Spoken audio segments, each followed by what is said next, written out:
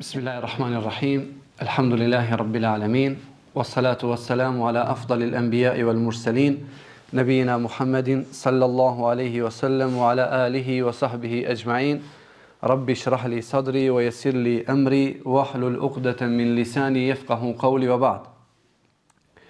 Fillimisht vëllezër, Allahun xhallahu ala falenderojm vetëm prej tij falje, mëshirë, udhëzim dhe çdo begati në jetën e kësaj bote dhe të botës tjetër vetëm Allahu xhallahu ala ja kërkojmë. Salavatet dhe selamet ja dërgojmë njeriu të më të dashur për zemrat tona, Muhammed Mustafa sallallahu alaihi wasallam, familjes së tij të pastër, shokëve të tij besnik dhe gjithë atyre të cilët mundohen dhe përpiqen që të ndjekin shembullin e Rasulullahit sallallahu alaihi wasallam deri në ditën e gjykimit. Vëllezër, e falenderojmë Allahun xhallahu ala për mirësinë e Islamit, për mirësinë e imanit, nga se ne kaluam një muaj të begat, sikurse që ishte muaji Ramazanit. E lutem Allahun xhallahu ala që Allahu t'i pranoj ibadetet tona, ta pranoj Ramazanin, agjerimin dhe çdo vepër të mirë të cilin jemi munduar që ta bëjmë gjatë muajit të bekuar të Ramazanit. E pasi që kalon ky muaj i begat me mirësi të shumta, besimtari duhet pak të reflekton dhe të mendon se a do të mund që ne ta kishim ndjek kënaqësinë e këtij muaji në qoftë se ne nuk do të ishim pjesë e kësaj feje të vetëm të pranuar tek Allahu xhallahu ala. A do të mund që ne ta shijonim kënaqësinë e ibadeteve, kënaqësinë e këtij muaji të begat, kënaqësinë e iftarit, syfyrit, namazit të teravive, leximit të Kur'anit, në qoftë se neve Allahu nuk do të ta kishte begatuar me mirësinë më të madhe që është mirësia e imanit. Andaj ajo që ja mundson robit dhe besimtarit që t'i shijojë gjitha këto mirësi dhe begati të Allahu xhallahu ala, fillimisht është baza e gjitha begative, ajo është begatia e imanit. Nga se në mungesë të kësaj mirësie, në mungesë të imanit, ne nuk do të dinim se çfarë është kënaqësia në Ramazan, se çfarë është kënaqësia të jesh agjërueshëm, çfarë do të thotë të bësh syfyr e të bësh iftar, ti biesh sejdë Allahu xhallahu ala e ti kërkosh falje Allahu subhanahu wa taala. Andaj gjithmonë duhet të mendojmë se kjo është begatia më e madhe, e që pastaj çdo begati tjetër, çdo kohë e artë dhe e vyer për besimtarin është si rezultat dhe si fryt i kësaj begatisë së parë. Nga se në mungesë të imanit dhe në mungesë i të qenurit mos pjesëtar i fesë islame, neve na bën të pamundshme që të shijojmë gjitha këto të mira tjera që Allahu xhallahu ala i ka përcaktuar për robërit e tij. Dhe kjo mrekulli, vëllezër, e muajit të bekuar të Ramazanit që ne vetëm se e kaluam, vërtet në vetvete është mrekulli për shkak se Allahu xhallahu ala ja jep mundësinë çdo njërit prej besimtarëve që të arrijë atë e cila është më e synuar dhe më e kërkuar nga ana e gjithë besimtarëve. Pse agjerojmë fillimisht, pse agjeruam këtë rast, domethënë muajin e bekuar të Ramazanit? Për faktin që Allahu xhallahu ala na pat urdhëruar dhe na pat thirrur në emër të imanit. Ja ayyuhalladhina amanu, o ju të cilët keni besuar, ju pat bërë obligim agjerimi, sikurse që ishte bërë obligim për ata që ishin para jush, dhe qëllimi la'allakum tattaqun. Fillimisht agjeruam në Ramazan për të zbatuar urdhrin e Allahu xhallahu ala. Është urdhër nga ana e Allahut. Cili është qëllimi? Është la'allakum tattaqun, që ju të jeni devotshëm. Dhe nga këtu kuptojmë një urtësi prej urtësive të Allahu xhallahu ala, se prej emrave të Allahut është El Alim, ai është i gjithdituri. Ai është i gjithditur edhe për nevojën e robërve të tij, se ata kanë nevojë për një kohë të caktuar që të furnizohen me këtë devotshmëri, e cila devotshmëri do t'ju shërbej për një vit të tërë që të jenë të nënshtruar ndaj Allahu xhallahu ala. Allahu e di se besimtari dhe shpirti i besimtarit ka nevojë për kohëra të posaçme, ka nevojë për një muaj, sikurse që ishte muaj i begat i Ramazanit, që nëpërmjet këtij muaji të furnizohet me devotshmëri kjo e cila do ta ndihmoj besimtarin që të jetë në vazhdimsi në nënshtrim ndaj Allahu xhallahu ala dhe që të jetë gjatë një viti rob i Allahu xhallahu ala. Dhe Allahu subhanahu wa taala e di më mirë se çdo kush tjetër nevojën e zemrave tona që kemi ne për këto ibadete. Andaj qëllimi është që ne të jemi devotshëm. Andaj vëllezër, ne kuptojmë nga ky muaj që kaluam se sa njerëz për shembull kanë probleme të ndryshme dhe kanë varësi ndaj gjërave të ndryshme në jetën e kësaj dhunjaje. Varësi ndaj lëndëve narkotike, dikush varësi ndaj epsheve e gjërave të ndaluara që Allahu xhallahu ala nuk është i kënaqur. Vjen ky muaj i begat dhe kaloi në këtë rast ky muaj për të na dhënë një mësim shumë madhështor, se në qoftë se ju besimtar ishit në gjendje që të braktisnit 3 gjërat më bazike që i nevojiten njeriu në jetën e kësaj dhunjaje. Është ushqimi, është pija dhe janë dëshirat e tij, janë epshet e tij. Në qoftë se këto patët mundësi që ju t'i braktisni për Allahun xhallahu ala me një jetë të pastër për të arritur kënaqësinë e Allahut subhanahu wa taala, do të thotë që gjërat të cilat janë ndaluara duhet me më shumë lehtësi në qoftë se ky agjerim ka prek në zemrat e tuaja, ju mund të largoheni nga to. Në qoftë se ne u larguam nga ushqimi, në qoftë se ne u larguam nga pija, në qoftë se ne u larguam nga epshet tona dhe dëshirat e fshehta që i kemi, jashtë Ramazanit vëllezër, mësimi më i madh që duhet ta marrim nga shkolla dhe medreseja e Ramazanit është që nëse ne patëm mundësi të largohemi nga këto gjëra që në jetën e përditshme i kemi të lejuara, pse nuk kemi mundësi që ne të largohemi nga gjërat që Allahu na i ka ndaluar? Pse kemi problem që ne të jemi sabërli dhe durimtar karshi bindjeve dhe zbatimeve të urnave të Allahu xhallahu ala jashtë Ramazanit? Pse ne kemi problematike që të jemi sabërli dhe durimtar karshi caktimeve të Allahu xhallahu ala?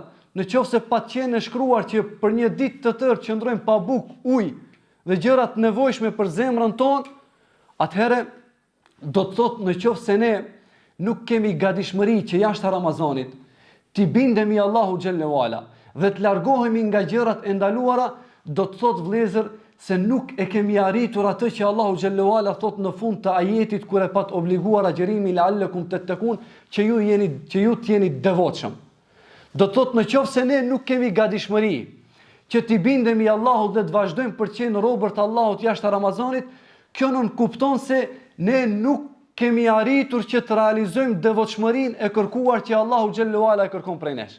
Sepse vëllezër, devotshmëria cilën Allahu xhallahu ala e kërkon prej nesh, nuk dua të flas për devotshmërinë, po thjesht dua që të nxjerr në pa atë që është kërkuar prej nesh të arrijmë në muajin që kaloi.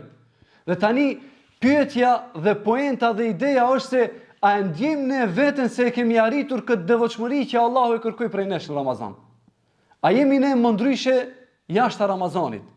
A vazhdojmë ne të kemi të njëjtën energji pozitive për t'ju bindur Allahut dhe për t'u larguar nga ndalesat, sikurse që ishim në gjendje gatishmërie përderisa ishte muaji i bekuar i Ramazanit? Në qoftë se e shohim veten se ne kemi gatishmëri dhe kemi energji dhe kemi vullnet për t'ju bindur Allahut jashtë Ramazanit, kjo nën kupton dhe përgëzoje veten tënde se elhamdulillah kam arritur diçka nga ajo që Allahu e kërkoi prej meje në Ramazan, që ta kem edhe jashtë Ramazanit. Kam arritur që ta furnizoj shpirtin tim dhe zemrën time me një trajnim dhe me një edukim, i cili edukim në fund rezulton me nënshtrim dhe dorëzim të plot karshi gjitha urnave të Allahu xhallahu ala. Andaj kjo është poenta e cila kërkohet nga gjithë secili prej nesh vëllezër, që të analizoj dhe të pyes veten e tij pasi kaloi muaji i bekuar i Ramazanit, a arrita unë devotshmërinë? Dhe cilët janë realisht frytet e kësaj devotshmërie të cilën unë shpresoj ta kem arritur në Ramazan? A ka fryte kjo devotshmëri? A ka rezultate të prekshme dhe rezultate që janë gajb të fshehta të cilët ne shpresojmë me lejen e Allahut t'i përjetojmë dhe t'i ndjejmë zemrat tona, t'i ndjejmë në jetën tonë ku ne jetojmë? Si ta ndjej unë se e kam arrit devotshmërinë? Çfarë fryti ka devotshmëria?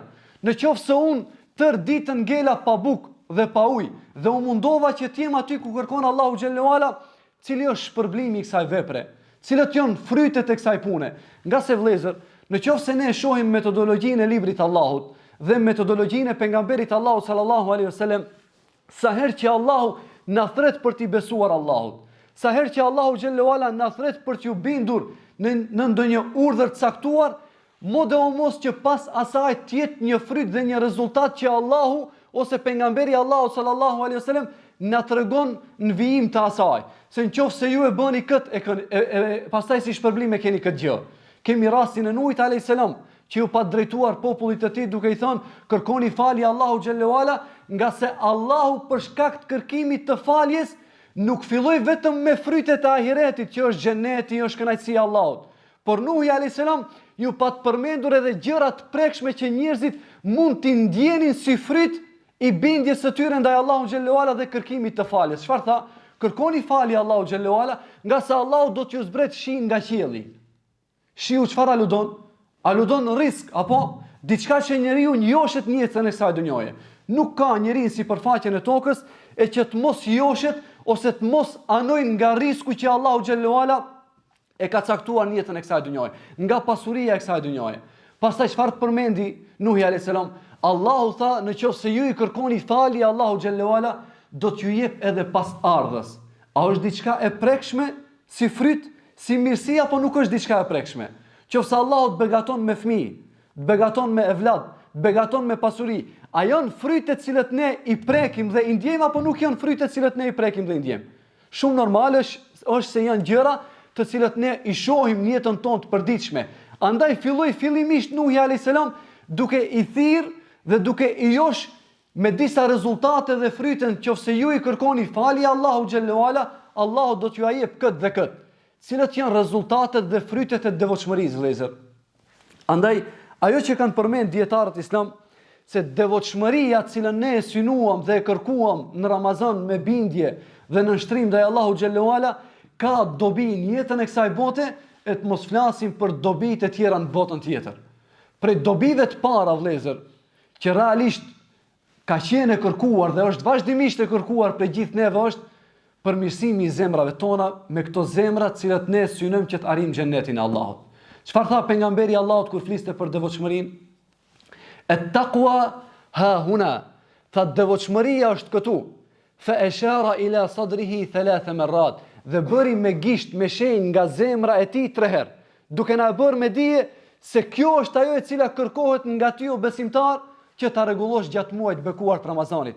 E kjo është ajo që kërkohet që ti ta kesh në vazhdimsi në jetën tënde. Kjo është dobi që ndoshta ne nuk e prekim dhe nuk mund ta kuptojmë me plot kuptimin e fjalës se sa dobi e madhe është që të kesh një zemër të pastër dhe një zemër të mirë që e kërkon Allahu xhallahu ala ndaj nesh.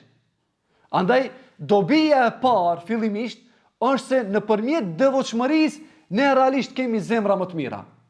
E çfarë thot Allahu xhallahu ala për në botën tjetër? Yawma la yanfa'u malun wala banun. Atë ditë njeriu nuk do t'i bëj dobi as evladi e as pasuria.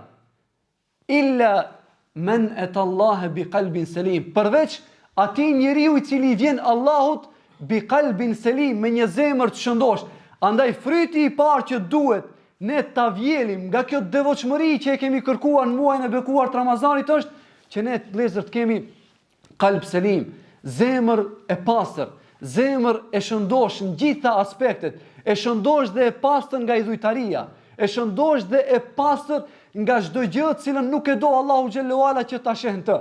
Nga se pejgamberi Allahu sallallahu alaihi wasallam na njoftoi duke na thënë, me të vërtetë Allahu nuk shikon pamjen tuaj dhe nuk shikon fizionomin tuaj, por Allahu xhallahu ala shikon zemrat tuaja.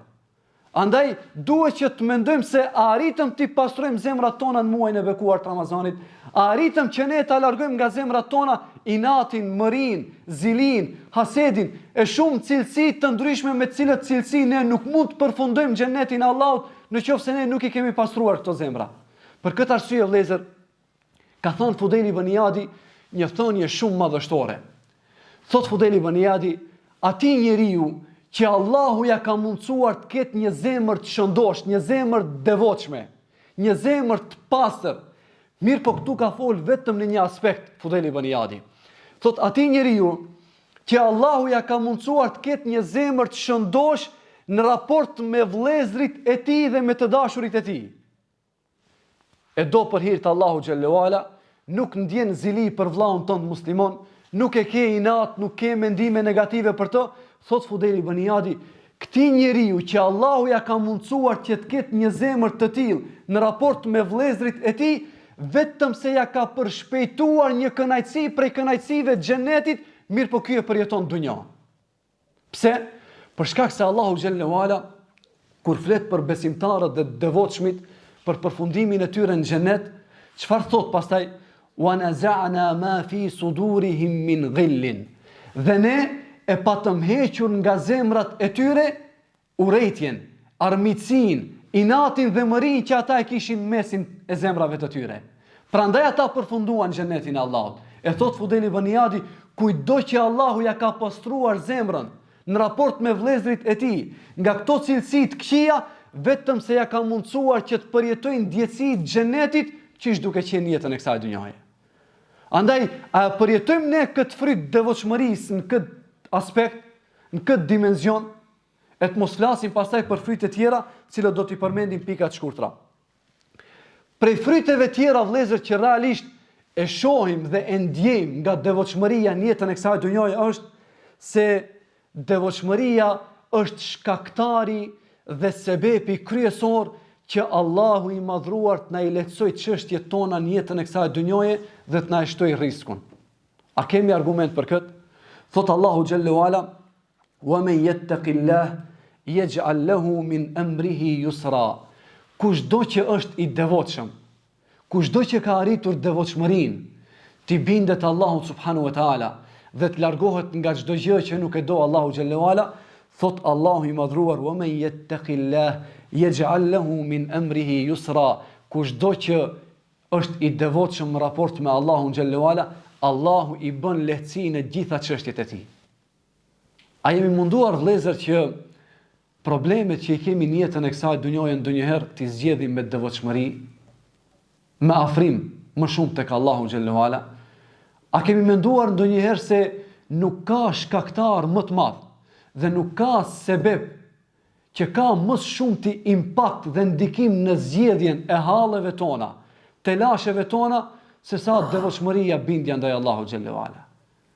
Andaj si fryt që e përjetoni devotshmi është se Allahu xhallahu ala i bën zgjidhjen problemet që i ka në jetën e kësaj dhunjaje.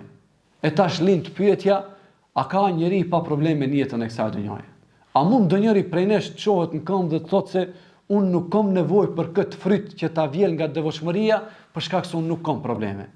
S'ka mundësi vëllezër. E përbashkëta e gjithë njerëzve është se nuk ka njeri pa telashe, pa halle, pa gajle, pa brenga. Mirë po, të qenurit i devotshëm, të qenurit i bindur ndaj Allahu xhallahu ala, ta mundson që ti këto probleme ti kesh më të lehta, ti të kalosh në formën më të mirë duke qenë i kënaqur Allahu xhallahu ala. Andaj, siç thot njëri prej dietarëve, nëse përpara teje në jetën e kësaj dhunjaje ke probleme të ndryshme, mundohu që këto probleme ti zgjedhësh me devotshmëri, duke u afruar tek Allahu xhallahu ala, duke ju bindur më shumë te Allahu xhallahu ala. E kundërta e devotshmërisë çfarë është? Është mëkati dhe rebelimi ndaj Allahu xhallahu ala. Sa më shumë të rebeluar në raport me Allahun, aq më shumë telashe dhe gajle dhe derte. Sa më afër Allahu xhallahu ala, aq më pak probleme, aq më pak halle, aq më pak telashe. Ndoshta në sytë e njerëzve mund dukesh si njeriu më hallexhi, ama vallahi jam i bindur se nëse ke një raport të mirë me Allahun xhallahu ala, Allahu mund të ketë dhënë një sabër që t'ju bësh ballë atyre problemeve, sikurse sabri e Jubit, i Jakubit e gjithë pejgamberëve të Allahut. Andaj vëllezër, fryt cilën ne duhet ta përjetojmë nga devotshmëria që e synuam në Ramazan është që nëpërmjet kësaj devotshmërie na lehtësohen problemet tona dhe të na zgjidhen hallet tona. Tregohet për Selman el-Farisiun radiallahu anhu se thot një ditë prej ditëve, përderisa ishte në shkretir dhe banonte në shkretir, i erdhi një misafir. Dhe ky doli që gjuajt diçka ndonjë kafsh për ta nderuar dhe për t'u treguar bujar në raport me misafirin e tij. Sa dolin nga shtëpia e tij, nuk zgjati një kohë e gjatë, ky u kthye me gjahun e tij. E ky misafir ju habit, thot sa shpejt e gjete gjahun dhe ushqimin, sikur ta kishe pas të fshehur diku afër shtëpisë tënde. Shikoni çfarë tha Selman el-Farisiu. Thot, o vllau im, mos u habit, a ke parë ndonjëherë që Allahu t'ja vështirësoj çështjet dikujt që ja ka frikën Allahu xhallahu ala, dikujt që është i devotshëm? Jo që dashti Selman el-Farisiu vëllezër ti tregoj këtij që un jam i devotshëm, për këtë arsye Allahu më furnizoi me një gjah e bëri zgjidhje, domethënë me një kohë shumë të shpejtë. Po dashni t'ja bëj me dije se kur njeriu është i devotshëm, kur njeriu është ashtu siç duhet në raport me Allahun xhallahu ala, Allahu i lehtëson gjërat e tij në jetën e kësaj dhunjaje. Prej fryteve tjera vëllezër, që realisht shpresojmë ta kemi arritur nga devotshmëria që kërkohej prej ne në muajin e bekuar të Ramazanit, është se nëpërmjet kësaj devotshmërisë duhet shpresojmë që Allahu xhallahu ala na i ketë fal mëkatet tona dhe gjunahet tona. Nga se Allahu subhanahu wa taala thot në Kur'an vëllezër, ja ayyuhalladhina amanu, o ju të cilët keni besuar, in tattaqullaha yaj'al lakum furqana. Në qoftë se ju ja keni drojën dhe jeni devotshëm ndaj Allahut subhanahu wa taala, yaj'al lakum furqana, Allahu ju mundson që të keni me vete furqanin. A dini çfarë është furqan? Furqan është vëllezër një dhunti prej dhuntive të Allahut, kur Allahu xhallahu ala ta lehtëson që të jesh në gjendje të aftë për të dalluar të vërtetën nga e pavërteta. Dhe kjo është ajo për të cilën gjithë ne kemi nevojë. O sot o kur, ne jemi jashtëzakonisht nevojshëm për të qenë të aftë dhe për të qenë zotët e mendjes për të bërë dallimin se çfarë është e dobishme për ne dhe çfarë nuk është e dobishme për ne. Andaj nëse ne jemi të devotshëm, syfrit Allahu xhallahu ala thot se na jep këtë lloj aftësie që ne të jemi në gjendje për të dalluar të kotën nga e vërteta, cila është e kotë e cila është e vërtetë. Pas kësaj në këtë ajet, në të njëjtin ajet thot Allahu xhallahu ala, wa yukaffir ankum sayyi'atikum wa yaghfir lakum. Wallahu dhul fadli al-azim. Thot pastaj Allahu xhallahu ala u afshin juve gjunahet tuaja. Jo vetëm që u afshin, wa yaghfir lakum, dhe u afal mëkatet e juaja. Si fryt nga devotshmëria e kërkuar që duhet të arrinim ne në Ramazan është se Allahu xhallahu ala na i fshin gjunahet dhe jo vetëm kaq, por Allahu xhallahu ala edhe na i fal këto gjunahe. E kur njeriu është pa mëkate vëllezër, kur Allahu i afshin gjunahet një njeriu dhe ja fal këto mëkate, ai ndihet më i lehtësuar në jetën e kësaj dhunjoje, në jetën e tij. I lehtësuar në çdo aspekt, i lehtësuar në zemrën e tij dhe në shpirtin e tij. Nuk i ngushtohet zemra dhe shpirti, sikurse i ngushtohet një gjunaqari i cili kur ballafaqohet me ndërgjegjen e tij dhe me mëkatet e tija, nuk ka mundësi që të jetë rahat dhe të jetë i qetë. Andaj prej fryteve që na jep devotshmëria, bindja ndaj Allahu xhallahu ala dhe largimi nga çdo gjë që nuk e do Allahu subhanahu wa taala është se na fshihen gjunahet. Këto gjunahe vëllezër të cilët shpesh herë bëhen sebeb që t'ia rëndojnë jetën e njeriu në jetën e kësaj dhunjaje. Nuk ka diçka që e bën njeriu që të ndihet më siklet dhe të ngushtohet gjoksi i tij dhe të krijohen telashe në jetën e kësaj dhunjaje se sa gjunahet. Andaj vëllezër, njerëzit e mirë të parët tan, ata për shkak të devotshmërisë kanë pas mundësi që të numërojnë gjunahet e tyre në jetën e kësaj dhunjaje. Dhe nëse diçka nuk ju ka nuk ju ka funksionuar mirë në jetën e përditshme, e kanë ditë se kjo është si pasojë e një gjunahi që e kanë bërë. Për shembull, gjithmonë kur ka shkuar te kafsha e tij për t'ia dhënë ushqimin ose për t'ia dhënë ujin, ajo në formën më të mirë e ka pi ujin, domethënë, ose ka hëngrër ushqimin e saj. Mirë, po në moment kur ki ka bërë gjuna dhe ka shkuar dhe ajo nuk e ka pirë ujin e saj ose nuk është ushqyer sikurse që është mësuar ki ta sheh ushqimin e saj, e ka kuptuar se është rebeluar kafsha ime ndaj meje për shkak gjunaheve të mia. Nëse kafsha është rebeluar dhe nuk i është bindur pronarit të saj për shkak gjunahit të tij, çfarë mendoni për familjarët tonë? Çfarë mendoni për evladin? Çfarë mendoni për prindrit, të cilët shpesh herë ne hasim dhe rastisim probleme të shumta në jetën e përditshme? Jo për diçka tjetër vallahi. Është për shkak gjunaheve tona. Është për shkak të mëkateve tona. Allahu xhallahu ala bën që krijesat e tij dhe njerëzit që na rrethojnë neve dhe gjërat me të cilat ne kemi punë në jetën e përditshme na vështirësohen. Jo për diçka tjetër. Vetëm thjesht për shkak gjunaheve. Andaj devotshmëria na ndihmon neve dhe na shërben që Allahu xhallahu ala na i fshi këto mëkate dhe të na i fal këto gjunahe. Tjetra vëllezër si fryt dhe e fundit që do ta përmendi është se të gjithë njerëzit kanë nevojë për ndihmën e Allahut xhallahu ala. Gjithë njerëzit kanë nevojë që Allahu të jetë me ta në çdo lëvizje të tyre. Madje gjithë ne jemi të vetëdijshëm vëllezër se qërpiku jon dhe asnjë lëvizje trupit ton nuk mund të funksionojë pa ndihmën e Allahut xhallahu ala. Si fryt madhështori devotshmërisë që ne duhet ta kemi arritur në Ramazan është se kushdo që është i devotshëm e ka Allahun me vete. E ka ndihmën e Allahut. Allahu i madhruar thot në Kur'an: "Wattaqullah wa'lamu anna Allaha ma'al muttaqin." Jini devotshëm, bëhuni devotshëm dhe dijeni se Allahu është me njerëzit e devotshëm. Allahu është me njerëzit e devotshëm. Qofse Allahu është me ty, në qofse se ke arrit devotshmërinë Ramazan, çfarë të bën dom në qofse krejt krijesat në jetën e kësaj dunjoje largohen prej teje. Andaj vëllezër, ai njeri i cili e ka ndihmën e Allahut xhallahu ala, ai njeri që ka arrit devotshmërinë me gjitha format e saj, Allahu subhanahu wa taala thot: "Inna Allaha ma'as sabirin." Allahu është me durimtarët, e që sabri është prej formave të devotshmërisë që njeriu e ka si cilësi në jetën e tij të përditshme. Në qoftë se ka arritur devotshmërinë, e ka arritur ndihmën e Allahut xhallahu ala.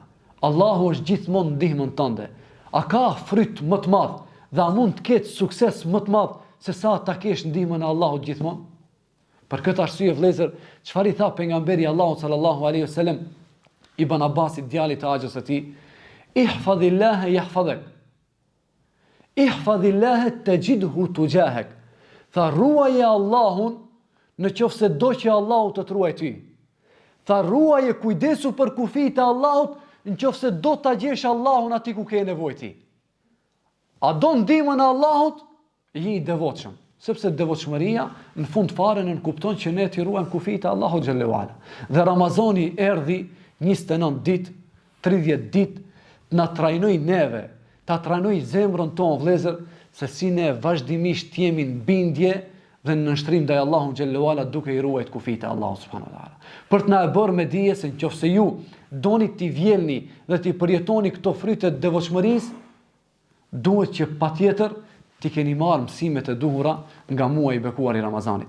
Andaj lutem Allahun subhanahu wa taala vëllezër që Allahu të na mundsoj që ta kemi arritur devotshmërinë në Ramazan.